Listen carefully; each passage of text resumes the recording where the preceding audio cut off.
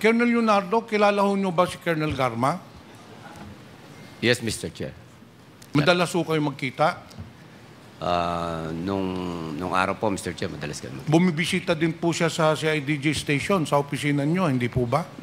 Yes, Mr. Chair. Mayroon po mga panahon. So you really know Colonel Garma? Yes, sir. Is she Mr. involved in the operations of the CIDG? CIDG when I cannot recall of any instance that Mr. Chair, may I Mr. remind the legal counsel not to quote, kasi very important ito, very crucial to eh. There are corroborative statements of the different resource persons and we want to establish the link of these personalities. Colonel Leonardo, sabi niyo noon, kilala ho niyo si Colonel Garma. Tapos madalas ho si Colonel Garma sa CIDG station, hindi po ba? nagpupunta po siya, Mr. Chair. Bakit? Ano hong pakay niya, Colonel Garma? Colonel Leonardo. O Commissioner, rather, Leonardo. Mr. Chair, magkakakilala po kami, Mr. Chair. So from time to time, bumibisita po siya sa CIDG station? May mga instances na natatandaan Was this a personal visit or more an official visit? There were concerns regarding operations of the CIDG or there were orders from higher ups?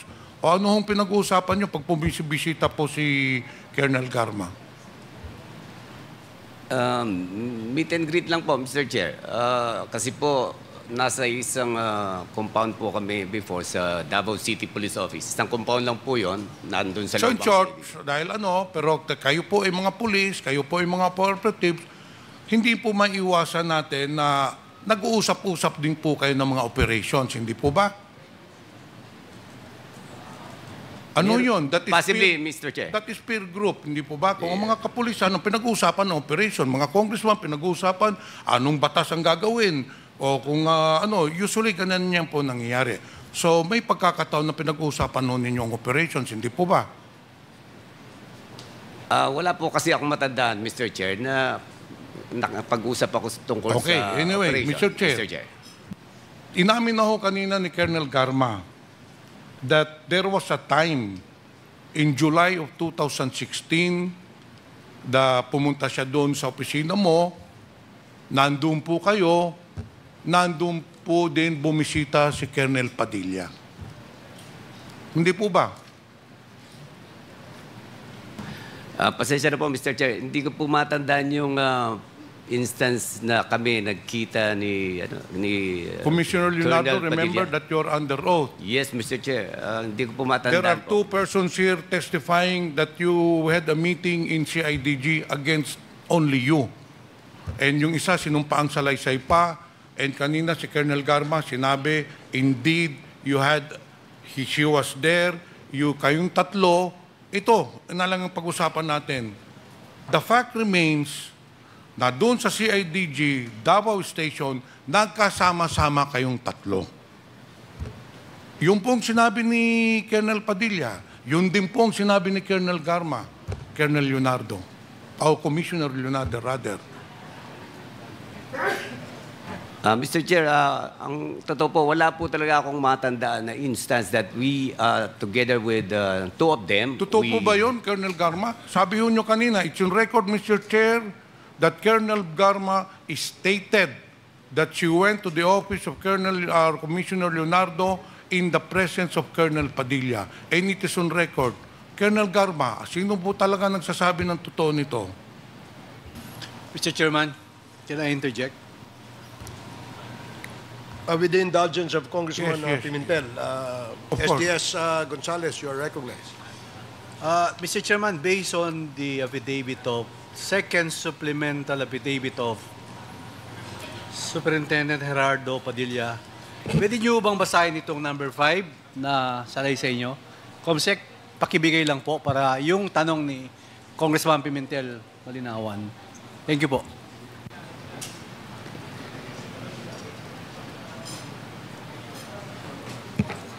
Excuse me, may I know who that gentleman is behind Colonel Leonardo? Mr. Chair, for the information of this honorable committee, Mr. Chair, we have sent an email stating that I'll be attending with my counsel, Mr. Chair. So he is your counsel. Yes, Mr. Chair. Can you please enter your appearance before this committee, and please be advised that you're only limited to advising your client his rights, not to coach your client. Please enter your appearance, attorney. Good morning, Your Honors. Respectfully entering my appearance as counsel for Commissioner Leonardo. I am Attorney Aguinaldo Sep, Your Honor, from Scott Law Firm and Associates. Okay, thank you. Please proceed, Congressman Gonzales. Yes, binigay ko po yung salaysay kay COMSEC para basahin po ni Chief Superintendent Padilla, yung number 5. In number 5, Mr. Chair, Your Honor, bago mangyari ang pagpatay, Pwede pakilakas lang po, Colonel Padilla. bago mangyari ang pagpatay sa 3 Chinese drug personalities, nakadetain sa nasabing piitan ay tinawagan ako ni Colonel Edelberto Leonardo at sinabi na pumunta ako sa Davao CIDG station. Pagdating ko sa station ay nandoon na si Colonel Garma. Kinausap ako ni Colonel Leonardo ang mga 30 minutes at sinabi na papatayin na namin ang 3 Chinese na nandoon sa Davao Prison and Penal Farm. Mag-cooperate ka na lang habang kami ay nag-uusap, ay pinangakuan niya ako ng promotion. Thank you, Colonel Padilla. Thank you, Mr. Chairman. Thank you, Congressman Pimentel. Yun po, pinabasa ko lang po. Mr. Chair, doon na nga tayo pinatatunguhan. Very important itong meeting na nangyari ng July 2016 wherein Colonel Garma and Colonel Leonardo and Colonel Padilla were present. Dahil dito na po nagawa ang plano istitaiya para patayin po yung 3 Chinese prisoners. And that is why somebody is lying here, Mr. Chair. Ulitin ko po, Colonel Leonardo. Ito, binasa na po ni Colonel Padilla yung sinumpaang salaysay niya na nagkita po talaga kayo doon sa opisina. Pinatunayan po ni Colonel Garma, although iba ang version niya, pero the fact remains na pinatunayan niya na nagkita kayong 3 doon sa opisina mo. Commissioner Leonardo, tanungin ko po kayo, totoo po ba na nagkita-kita kayo doon? Mr. Chair, gaya po na sinabi ko, hindi ko po matandaan na nagkita-kita kami 3 doon po. Pero si Colonel Garma, may mga instances na natanda ko nagkita po kami, Mr. Chair. So, are you denying that Colonel Padilla was never in your office? Mr. Chair, hindi ko nga po siya kilala, Mr. Chair. Sige. Totoo lang po. Punta muna tayo dito sa pagbisita ni Colonel Garma. Sinabi po ninyo kanina, Colonel Garma, based on your statement, Mr. Chair, na bumisita po kayo kay Jimmy Fortaleza, nakaklase po ninyo sa PNPA. Dapat po 5 kayo ang bibisita, pero ang nangyari, 3 na lang po kayo, hindi po ba? Si Colonel Villela, kayo at saka si Colonel Grijaldo ba yun? Yes, Mr. Oh. Yes, Your Honor. That was sometime in July 2016, hindi po ba? Yes, Your Honor. Okay. Now, nung binisita po ninyo si Jimmy Fortaleza, ano ho bang pinapag-usapan ninyo? Kahit ano lang po, Mr. Chair, naalala namin yung cadetship namin, mga kung ano-ano lang po. Random. After meeting with Jimmy Fortaleza in July 2016, nagkita po ba kayo uli? No, Your Honor. Tinawagan mo ba siya? No, Your Honor. Babasahin ko lang po yung sinumpaang salaysay ni Jimmy Fortaleza. Nung bumisita si Colonel Garma, ito po ay very clear na bumisita kayo. Hindi po ba inaamin ho nyo yun? Yes, Ang kasama Your nyo, si Colonel Bililla and Grijaldo. Ito, sa number 4. Nung bumipisita po kayo, tinanong nyo nasaan na yung 3 Chinese na inakasuhan ng illegal drugs. Hindi po ba? No, Your Honor. Jimmy, dito ka naman, hindi, Mr. Chair, dito si Jimmy. Sinumpaang salaysay mo to. Pwede kang kasuhan ng perjury nito. Sinasabi mo rito, nang bumisita si Colonel Garma, ay tinanong ka, merong operasyon dito at nasaan itong mga Chinese prisoners. Hindi po ba? Yes, Your Honor. Yes, Your Honor. At sinabihan ka rin niya na meron silang operation. Hindi po ba? Yes, Your Honor. And then sometime nung August 8, 2016, Mr. Chair,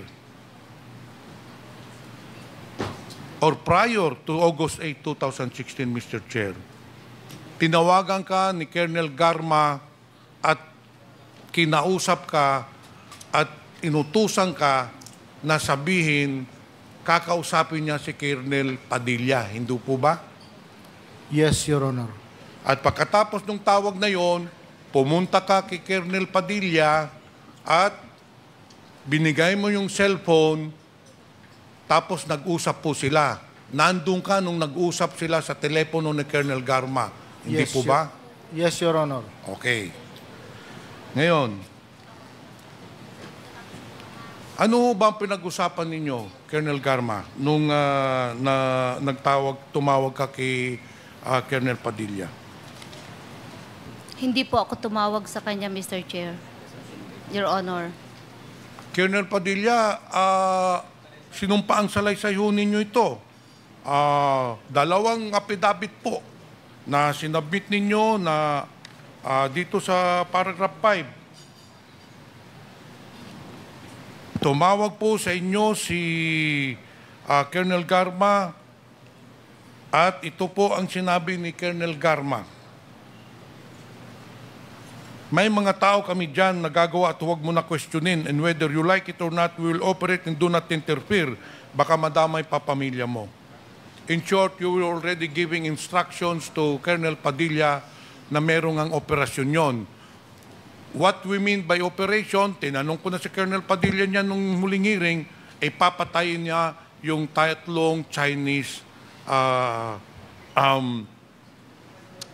Chinese prisoner. Ngayon, after nung nag-usap na kayo ni Colonel Padilla at ni Colonel Garma, doon na pinatawag ni Colonel Leonardo si Colonel Padilla at doon na kayo nagkita doon sa CIDG station na kung saan sinabi din ni Commissioner Leonardo, Colonel Padilla, huwag ka nang makialam, meron kaming operation dyan. Hindi po ba? No, Your Honor.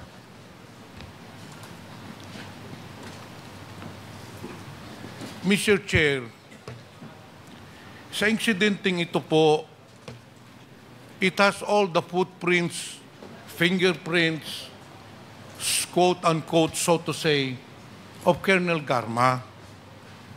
Actually, Colonel Garma, lahat ng utos, even to SPO4 Art Narsoles, nanggaling ho sa inyo. After ng meeting ho ninyo ni Colonel Padilla, ni Commissioner Leonardo, doon na nyo inutusan si Art Narsoles, who is very close to you, para puntahan si Leopoldo Tan at inutusan na patay na yung 3 Chinese. Hindi po ba?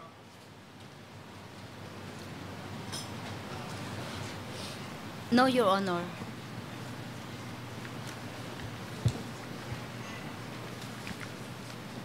Mr. Chair, there are 1, 2, 3 statements from resource persons which is under oath against the statement of Colonel Garma, which is not even under oath. Sino po ba ang papaniluhaan natin? Yung nagbigay ng sinumpaang salaysay o yung isang tao who has always been denying of her involvement in this incident? It is very clear, Mr. Chair, that somebody is not telling the truth in this interpellation. And I believe that Colonel Garma, siya po ang nagdirektor nitong incident nito, siya po ang nakakaalam.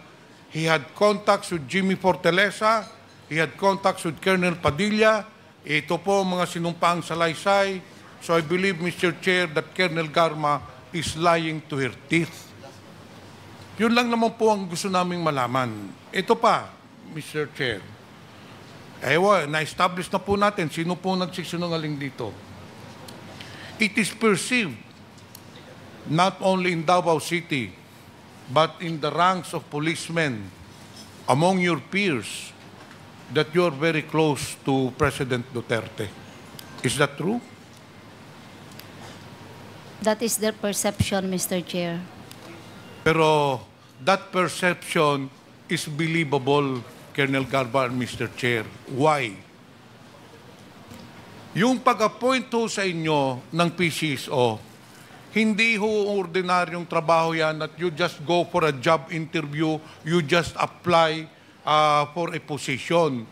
We know very well that the position of PCSO is a presidential appointee, and we know very well in the government that if you are not close to that powers pabi, you will never be appointed.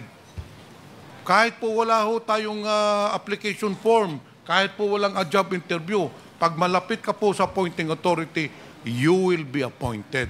So yung perception po na malapit po kayo, totoo po yun. Hindi totoo, hindi haka-haka. Because kung hindi po kayo malapit kay former President, you will never be appointed as PCSO. Hindi po ba? Possible, Mr. Chair. Do you think, Colonel Garma, kung hindi kayo malapit kay Duterte, ma-appoint ho kayo as PCSO? Hindi po mangyayari yung Colonel Garma. Alam ho natin, even up to the Assistant Secretary level, to the USEC level, you must be very close to the powers that be. And in that case, you were appointed because of your close relationship with the former President.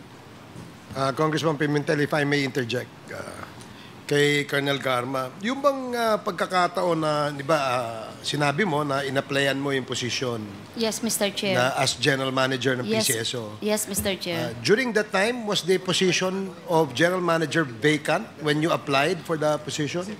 Ano po, parang there are news articles na So in other words, tatanggalin. hindi ho siya vacant. natatanggalin na, magre-resign na. So merong news article na tatanggalin siya. Yes, during those time Who was po, the General Manager at that I time? think it's General Balutan, Mr. Chair. I'm not sure kung natanggal na o there's an article that he will be removed. General Balutan. Yeah, yes, And Mr. Chair. when you applied, submitted your resume and your application kay Senator Bongo, hindi pa siya bakante. I cannot recall anymore kung nabakante na, Mr. Chair. I'm not really sure of the date, but I'm very sure I submitted my application. That was November, first week of November 2018, Mr. Chair. 2018. Yes. But that time, have you already resigned from Not PNP? yet. No, Mr. Chair. So nag-apply ka as General Manager ng PCSO na wala pang vacancy yung GM position at nasa active service ka pa. I'm not sure if it is vacant, Mr. Chair, or there's an article it's going to be vacant. So I'm that's- sure alam ko po na parang matatanggal na o natanggal because under investigation na po. And Yung kay General Balutan yung time. position, Okay. yes, Mr. Chair.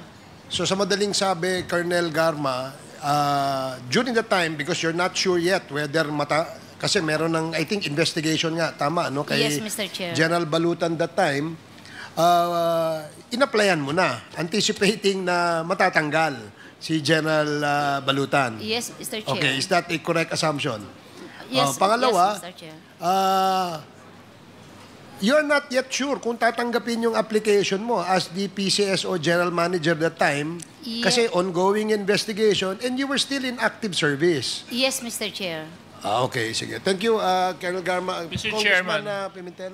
Mr. Chairman, With the indulgence of Congressman Pimentel. Yes, Congressman if I Suarez. may be allowed, just to interject. Colonel Garma, may nakikita lang kasi akong mga inconsistencies doon sa testimonies mo. Dati po kasi akong gobernador at nagtrabaho sa lokal na pamahalaan. Yes. At alam naman po natin na hindi po na ipepwesto ang mga pulis kung unang-una, hindi po muna ito sinasang-ayunan ng mga chief executives. Nabanggit po kanina na sa maraming palipat-lipat po ninyo ng iba't ibang mga pwesto dahil daw po ito lamang sa due to merit. This is a fact that you stated. Yes, Your Honor. However, the places that you went to are plum areas. From Davao City, you were transferred to Cebu City. Those are plum cities to be placed under your direct supervision. And without intervention or influence from those that decide, those are very difficult positions to attain, Colonel Garma. So are you still suggesting to this committee that it is only because of merit, that's why you gained those appointments and not through personal relationships? Mr. Chair, I never asked for positions. Hindi po ako lumalapit kahit kanino Okay. Okay lang po. Pagkuha ng Okay position, lang po. Mr. Chair. Kasi sa akin kanina, nabanggit nyo, Colonel Garma, ang pinakamahalaga sa inyo ay yung kapakanan ng anak ninyo. Yes, Mr. Chair. Kaya po kayo nag-resign. Yes, Mr. Chair. Kung pinahalagahan nyo po yung kapakanan ng anak ninyo, bakit po ilalagay nyo sa alanganin na sitwasyon ang buhay ng anak ninyo na wala po kayong trabaho? Kasi kung magre-resign po kayo, wala po kayong pagkakakitaan. Kung magre-resign po kayo, paano po yung pangsuporta ninyo sa anak ninyo? Mr. Chair, that is why I applied November of 2018 when the President announced that I will replace General Manager Balutan sometime March of 2019. So therefore, yeah, I know That was the that's what sign. I'm driving at, Yes, Colonel Mr. Chair. Garma. Yun po yung point ko. Opo. Kasi kung talagang totoo kayo sa posisyon na pinangangalagaan nyo yung anak ninyo, hindi nyo siya ilalagay sa alanganin. Yes, Mr. At Chair. tiwala kayo na pag nag-resign kayo, which was a gamble, given that you had 10 more years of active service, which was a gamble, you were sure in your heart that you will not put the welfare of your daughter in any harm. Therefore, you applied for the position of PCSO.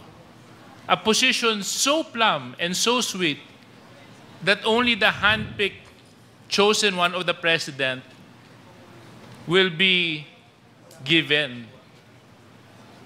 So, Colonel Garma, I want to ask you again,